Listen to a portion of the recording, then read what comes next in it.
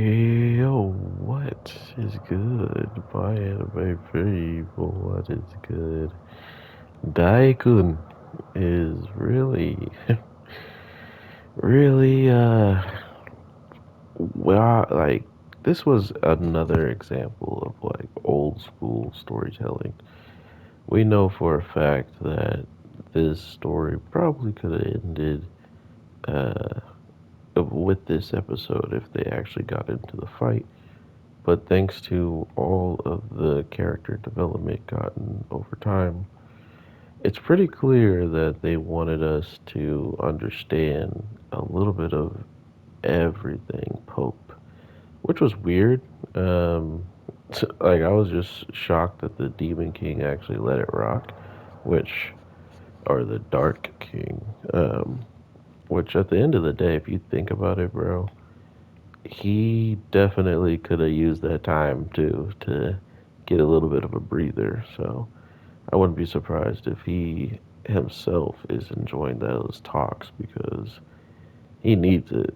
Man is going through it right now. But right now, this felt like a very good episode for the later half of what we've been seeing. Like to add up everything up to this point, it makes a lot of sense that whatever die and Pope throw out, it doesn't necessarily need to be ridiculously powerful.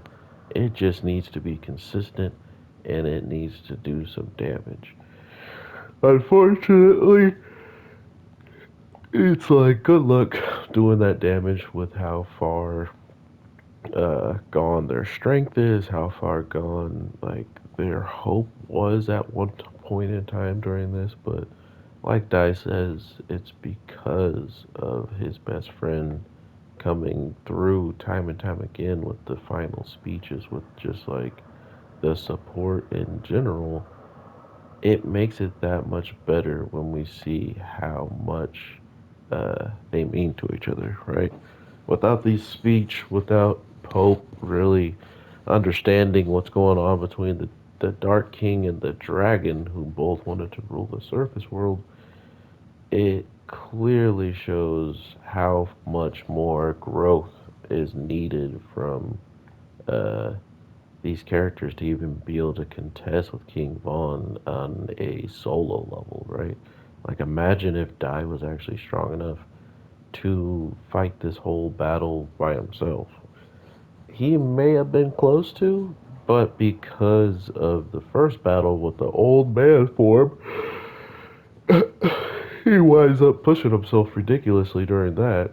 So he is already gassed for the next portion of the fight. So it's pretty clear Dai is ridiculously strong as even King, Vaughn nods. He's like, yeah, bro, like, just because this kid doesn't look like he's up to snuff doesn't mean he's not stronger than the person you went against back then. But at the same time, bloodlust is a thing. If you don't have the bloodlust, if you don't have the confidence to actually take out who's right in front of you, and do it without, any regard to anything else, that's where our boy messed up. He doesn't have that killer drive. Unlike me right here with this 30 hit combo, I said 31, like, something light, something light. Um, it's just getting ridiculously hyped to know that he is about to push yet again a boundary that he couldn't even think about pushing, all thanks to what's building up down low on the surface. We got Pope's probably. It's hard to say now, man.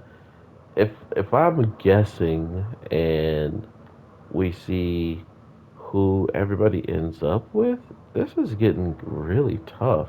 We got someone who has awoken thanks to her love for the person. We have another one who's really close by watching all this and has already kind of both expressed that they do care about each other in those ways. I don't know where this is going for Pope. It's pretty. It's pretty straightforward for Dai, right? That man got the princess, but even Hegel or Heckle is in a weird position when it comes to ladies. Like him going with Mama if she doesn't choose Pope, or the girl who was holding on to a spear and not allowing him to get it. It's a really weird, interesting thought process for me to put the couple thing together. But we got to get past the demon first before we can even consider it. But it's been a crazy ride.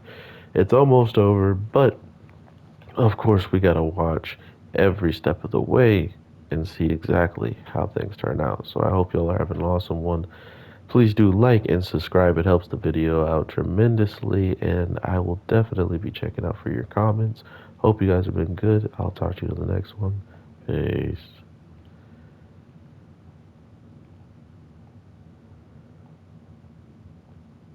out.